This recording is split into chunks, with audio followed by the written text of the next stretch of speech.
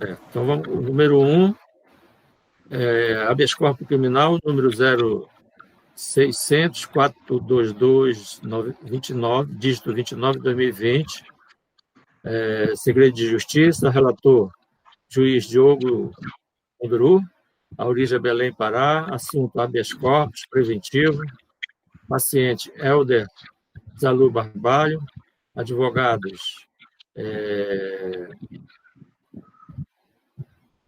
Antônio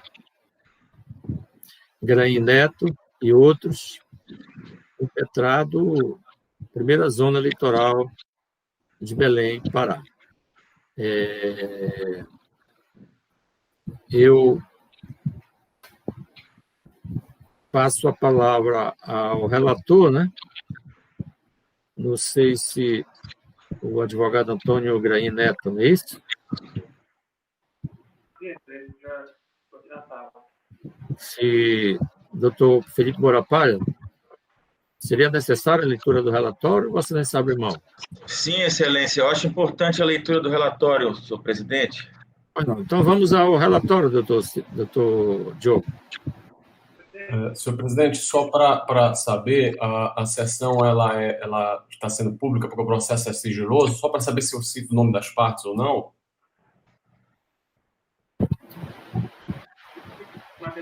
Sim. Se é de acordo com a resolução, né, que regra essa situação, teríamos que só acessar aqui a legislação, excelência. Que no julgamento do processo sigiloso poderá ser limitada a presença no recinto às partes e seus procuradores, ou somente aos procuradores, caso em que o tribunal adotará as providências necessárias para que não seja transmitida em qualquer meio de comunicação. Então, presidente, pois não, doutor Felipe. A gente poderia se manifestar sobre esse assunto? Com certeza, tem a palavra. Obrigado, senhor presidente. Senhor presidente, a resolução é clara com a palavra poderá. Então, cabe a Vossa Excelência ponderar essa situação. E aí eu queria trazer alguns argumentos a Vossa Excelência favoráveis a que a sessão seja transmitida. Por quê, Excelência? Primeiro que o sigilo desses autos de inquérito policial, eles foram decretados no interesse da investigação e não em razão de da suposta intimidade das autoridades que estão sendo investigadas. E como já houve operações de busca e apreensão, como já houve toda a fase sigilosa, e como nesses 2 HCs não serão divulgados nenhum elemento que possa ofender a intimidade dos investigados, o governador e o senador da República, e tendo em vista que é de interesse público saber o esclarecimento sobre os fatos que estão sendo investigados, inclusive sobre a continuidade das investigações, é que a gente se manifesta que a sessão seja, sim, transmitida. Excelência. Pois não, excelência, pois não. O advogado da parte, o que diz a respeito? Excelência, na impetração foi requerido decretação de sigilo em razão de ainda permanecer os autos de inquérito em sigilo. Então, esse processo não é de consulta pública no PJE, nem no primeiro grau e nem no segundo grau. Só a título de esclarecimento, Antônio, há inclusive... doutor Antônio, o seu som está baixo demais. Acho que o senhor teria que dar uma graduada aí, não sei.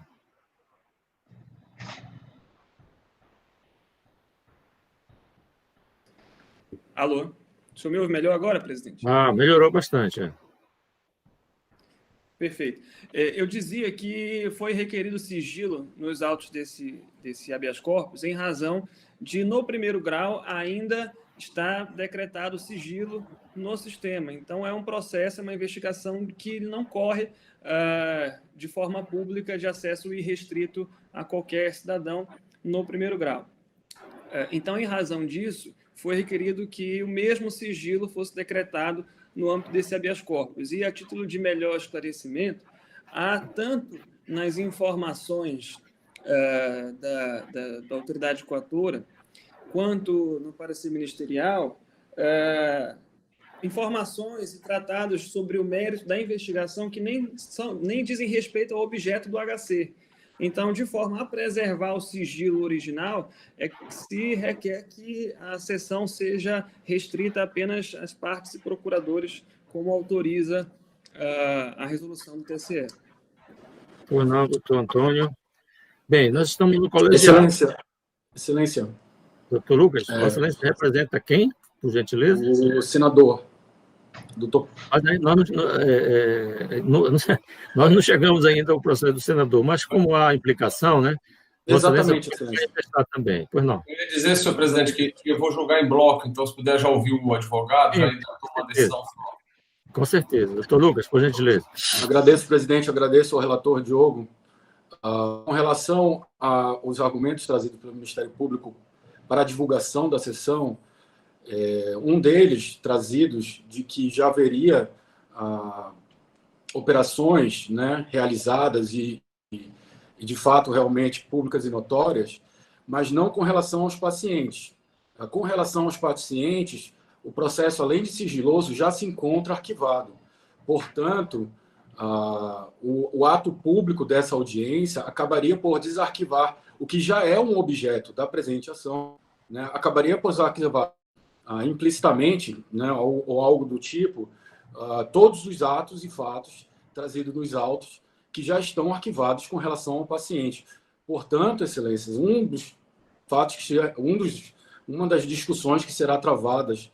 Então, portanto, tornar pública a audiência, o julgamento, automaticamente estaria adiantando um dos argumentos que serão debatidos, Excelência. Por isso é que se pede que se mantenha o sigilo na forma, até que o advogado antecessor colocou, de que os autos originários estão em segredo de justiça e por isso foi solicitado o segredo de justiça, Excelência. Doutor Lucas, obrigado. Então, como eu ia dizendo, nós estamos no julgamento colegiado, evidentemente que a decisão tem que ser coletiva a respeito dessa questão. Então, eu começo concedendo a palavra ao doutor Diogo Condorogo, que pensa a respeito, doutor Diogo. Senhor presidente, como bem colocou também aí os advogados da tribuna e o Ministério Público sustentou, não tenho elementos para dizer que essas fases já tenham terminado, até porque não tenho acesso a esse tipo de informação. As informações que são trazidas em habeas corpus, elas são limitadas àquilo que está nos autos do processo. De maneira que eu não tenho como averiguar se efetivamente já houve essas conclusões ou se não se encontra em fase que requeira sigilo. Dessa maneira, senhor presidente, na dúvida, eu prefiro privilegiar, então, o direito de personalidade dos pacientes, de maneira que voto no sentido de que seja, assim, sigiloso. Doutor Edmar? Obrigado, senhor presidente. Senhor presidente, eu compreendi o raciocínio levantado pelo nobre procurador regional eleitoral e pelos patronos dos impetrantes aí dos pacientes pela tribuna no momento, e eu entendo que é importante frisar a questão realmente da privacidade e especialmente o princípio constitucional, né? De preservar, no caso, a imagem dos pacientes, especialmente em face dos princípios da ampla defesa e principalmente do contraditório, né? E em face de, principalmente, pelo que eu estive acompanhando no PJE, o que está produzido, me parece que estão atacando o HC, no sentido de atacar algo que, inclusive, já fora arquivado por uma decisão jurisdicional, me parece que é isso. Então, eu peço, venha ao nobre procurador regional eleitoral, mas eu vou acompanhar a manifestação dos patronos que foram feitos oralmente, pelo que voto nesse sentido. Obrigado, senhor presidente. Não, doutor Edmar. Doutor Álvaro Norá. Também entendo. Ora, se já foi determinado até o próprio arquivamento investigação dos fatos, não tem porquê, na verdade, nesse momento, se expor os pacientes. Até mesmo porque, como dito pelo doutor Diogo, não se tem notícia efetiva de que as investigações foram concluídas. E, sendo assim, ora, reavaliar toda uma condição que já foi determinado no arquivamento, eu acho que isso, na verdade, gera algum prejuízo aos pacientes. Por essa razão, deva ser mantida a condição de sigilo. Excelência, desculpe atrapalhar, que já começaram os votos, mas o mérito, se foi arquivado ou não, o inquérito é mérito do HC, né? E todo mundo está antecipando o seu juízo sobre isso, segundo o julgador que já faz isso, né? Sim, excelência. Essa condição, ora, se originalmente foi determinada a condição de sigilo, e até a avaliação já foi julgada, como é que eu posso agora abrir um novo precedente para dizer, não, isso aí pode ser feito de forma aberta, porque não vai prejudicar de forma alguma os pacientes? Não posso. O próprio relator mencionou, disse que não tem conhecimento se de fato já chegou, já fez todas as apurações necessárias. Minha manifestação é nesse sentido. Não, doutor Álvaro. Doutor Sérgio. Essa questão do sigilo, ela decorre, parece que é o sigilo do próprio... Foi recebida a denúncia, foi desarquivada, realmente desculpa aí, mas eu não entendi. Foi desarquivado ou foi... O inquérito foi desarquivado por decisão da segunda Câmara de Coordenação e Revisão, porém ainda não houve denúncia.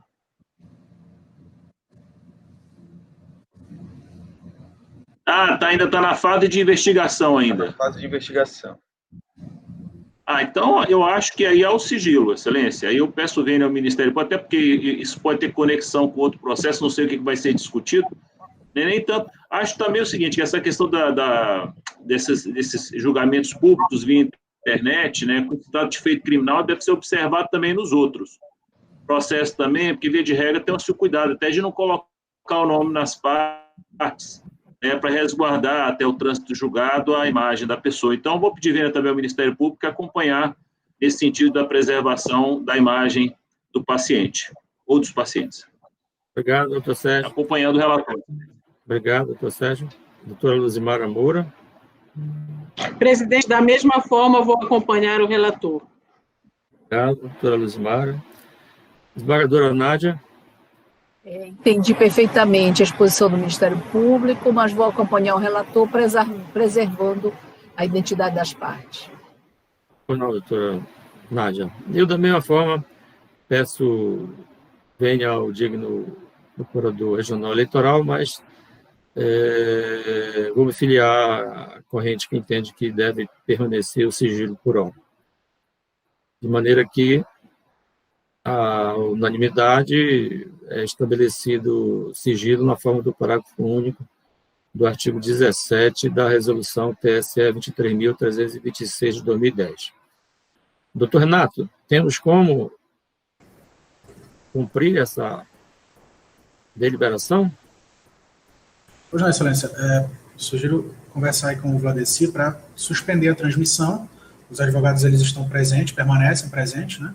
E isso ficaria restrito a quem está na sala de videoconferência, sem transmissão para público externo, conforme a sua determinação. Então, vamos suspender o julgamento para o público externo. Sobre o ADC?